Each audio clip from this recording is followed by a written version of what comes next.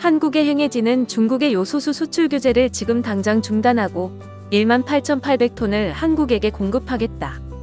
안녕하세요. 얼마 전까지 중국이 한국에 대한 요소수 수출을 규제해서 국내에서는 요소수 대란이 일어날 지경이었는데요.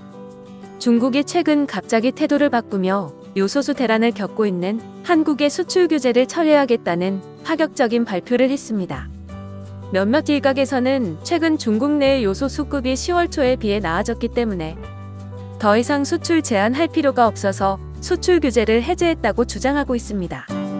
하지만 중국 환경선물 보고서가 공개한 지난달 15일 중국의 요소 재고는 83만 3천 톤으로 최근 5년간 최대 규모입니다.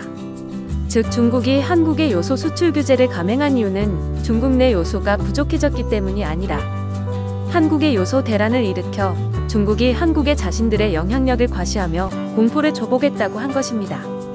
이후 중국은 한국에서의 요소수 풍기로 대란을 겪자 일본은 이때다 싶어 요소수 수출 규제에 일본도 동참하겠다는 폭탄 발표를 해버렸습니다. 하지만 이런 일본도 하루아침에 태도를 싹 바꿨는데요. 일본 언론 마이니치가 문재인 대통령에게 한일 관계 개선을 위한 행동을 촉구하기 위해서라도 일본 측이 대화하는 자세를 보여줘야 한다고 말했습니다. 또한 문재인 정부에서 한일 관계가 냉각되었다라면서 문 대통령을 향해 한일 간의 가시가 박혀있고 그 가시를 빼내기 위해 끝까지 노력을 해야 한다고 말하였습니다. 신문은 이어 문재인 정부는 수출 규제 철회를 요구해왔지만 아베, 스가 두 정권은 용납하지 않았다. 라며 기시다 총리도 한국 문제를 적극적으로 해결하려고 하는 모습은 보이지 않는다고 밝혔습니다. 그러면서 문재인 대통령의 임기가 끝나기 전에 일본 정부가 하루빨리 한국에 대화하려는 자세를 보여야 한다고 경고했습니다. 이렇게 한국의 수출 규제를 감행한 중국과 일본이 하루아침에 태도를 바꾼 이유는 최근 한국에서 심상치 않은 일들이 일어나고 있기 때문인데요. 최근 일본과 중국 언론들은 연일 한국과 미국의 심상치 않은 움직임에 대해서 대대적으로 보도하고 있습니다. 놀랍게도 최근 존 오소프 미국 상원의원이 더불어민주당의 이재명 대선 후보를 찾았었죠. 존 오소프 의원은 현재 미국에서 가장 뜨거운 감자로 떠오르는 인물인데요. 올해 34세로 미국 최연소 연방 상원의원이기 때문이기도 하지만 미국 공화당의 텃밭이라고 불리는 지역인 조지아주에서 당선된 민주당 의원이라 더더욱 주목을 받고 있습니다. 현재 미국에서도 구시대적인 정치에 질린 국민들이 강력한 개혁을 요구하는 상황이다 보니 존 오소프와 같이 상징적인 인물의 영향력이 아주 강해지고 있는데요. 이렇게 미국에서 핫한 정치인인 존 오소프가 한국 대선이 열리기 수개월 전에 미리 방문하여 대선 인사들을 만난 일은 정말 이례적인 일이 아닐 수 없습니다. 더 놀라운 점은 이재명 더불어민주당 대통령 후보와 존 오소프 상원의원이 나눈 대화 내용인데요. 이재명 후보는 한국이 일본에 합병된 이유는 미국이 가스라테프트 협약을 통해 승인했기 때문이라며 한국은 미국의 지원과 협력 때문에 전쟁을 이겨서 체제를 유지했고 경제 선진국으로 인정받는 성과를 이루었다. 하지만 그러한 거대한 성과의 이면에는 작은 그늘들이 있을 수 있다라면서 이와 같은 예를 들어 말하였습니다. 이 후보는 해방 후 분단 및 한국전쟁과 관련 결국의 마지막에는 분단도 역시 일본이 분할된 게 아니라 전쟁 피해국인 한반도가 분할하게 되며 전쟁의 원인이 됐다는 점은 부인할 수 없는 객관적인 사실이라고도 말하였습니다.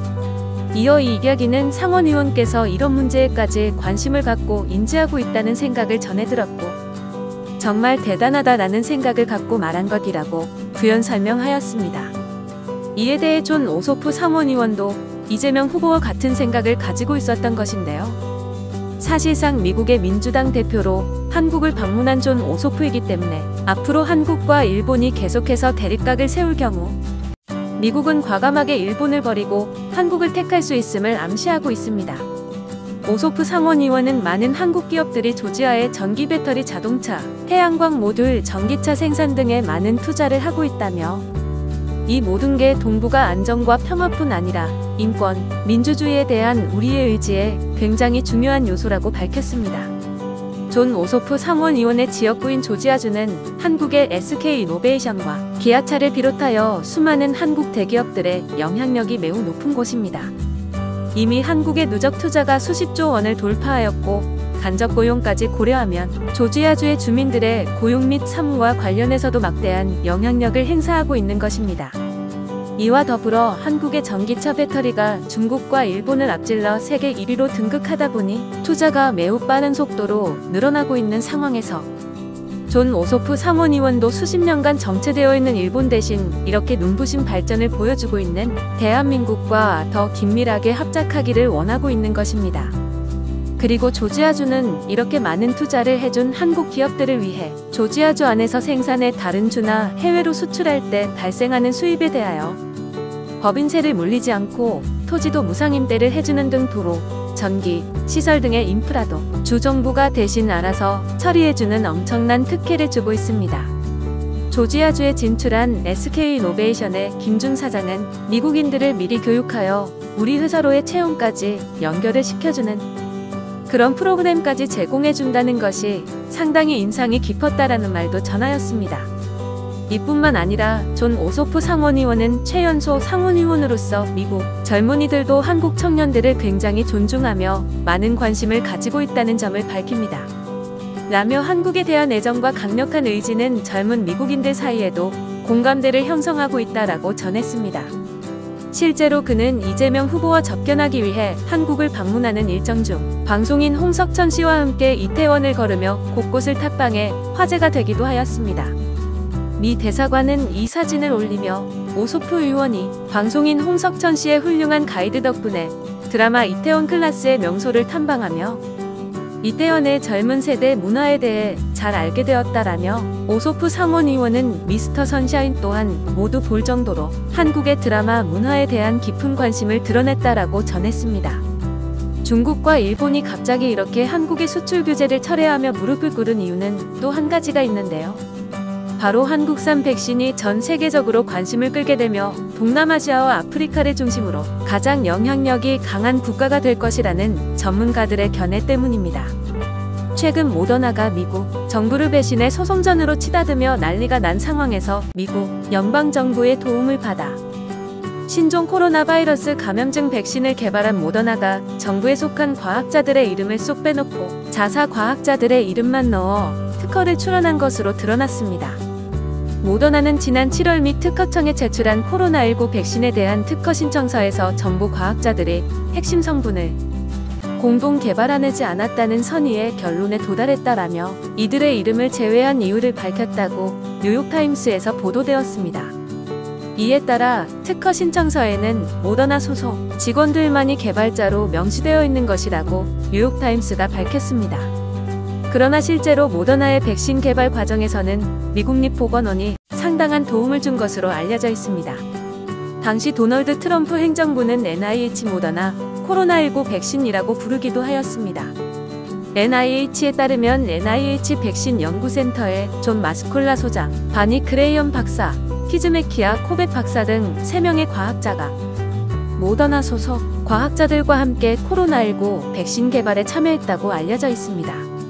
따라서 모더나 백신의 주요 특허 출원에는 이들 3명의 이름이 들어가야 한다고 NIH는 주장하고 있습니다.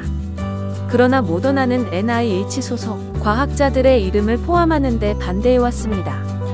양측은 1년 넘게 이 문제를 해결하기 위해 물밑 작업을 하였으나 모더나가 자신들의 직원만의 이름을 올린 채 특허를 출원한 것으로 확인되며 NIH는 충격을 받은 상태라고 미 정부 관리자들이 NYT에 전했습니다. 만약 특허가 승인될 때까지 양측이 타협점을 찾지 못한다면 조 바이든 행정부가 이 문제를 법원으로 끌고 갈 수도 있다고 신문은 내다보았습니다. 미국 정부로서는 정부 소속 과학자들의 이름이 특허에 포함되어야 모더나 백신의 제조 및 공급에 관해 더 큰 영향력을 행사할 수 있습니다.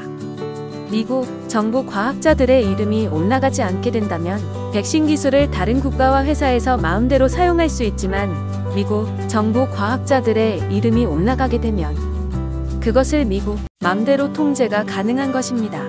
특히 중국이 빠른 속도로 영향력을 강화하고 있는 동남아시아와 아프리카 지역에서 미국이 외교 관계 강화 차원에서 백신 기술을 공유하고 빠르게 많은 규모의 백신을 제공하려 했지만 이익을 극대화하려는 모더나의 돌발 행동에 바이든 정부가 제대로 뒤통수를 맞은 셈입니다.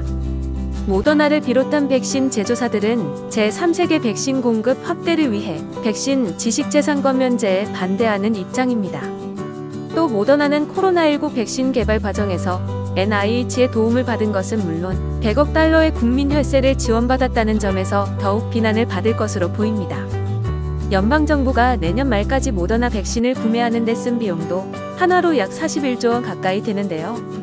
앞으로 3차 부스터 샷을 비롯해 최악의 경우 분기마다 백신을 맞아야 할 수도 있는 상황 속에서 자칫 잘못하면 세계 3대 백신 회사들만 돈을 싹쓸이하는 상황이 만들어질 수도 있습니다.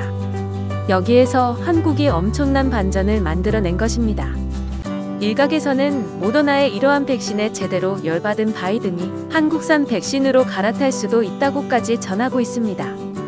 실제로 SK바이오사이언스는 미국 워싱턴 대학약학대 항원 디자인 연구소와 공동으로 개발하고 GSK의 면역 증강제 기술을 활용한 코로나19 백신 후보 물질 510파운드의 임상 1/2 이상 분석 결과에서 긍정적인 면역 반응과 안전성을 확인했다고 밝혔습니다.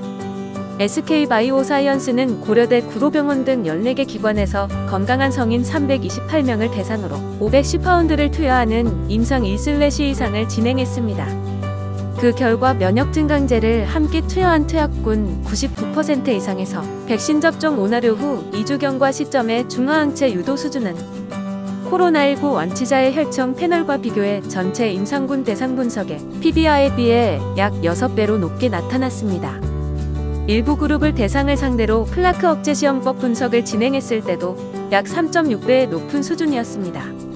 한국산 백신은 기존 백신보다 성능은 같거나 더 좋은데 가격은 압도적으로 낮으며 영하 70도와 영하 20도에서 보관해야 하는 화이자 모더나 백신과는 달리 최대 영상 8도에서도 보관이 가능한 것으로 알려졌습니다. 한국처럼 완벽한 콜드체인을 갖추지 못한 동남아나 아프리카에서는 돈이 있어도 현재까지 나온 백신들을 수입하는 것이 힘들었습니다. 하지만 한국산 백신은 최대 영상 8도에서도 보관이 가능하다는 소식이 전해지며 한국 덕분에 우리도 코로나로부터 자유로워질 수 있다며 열광하고 있습니다. 오늘도 감사합니다.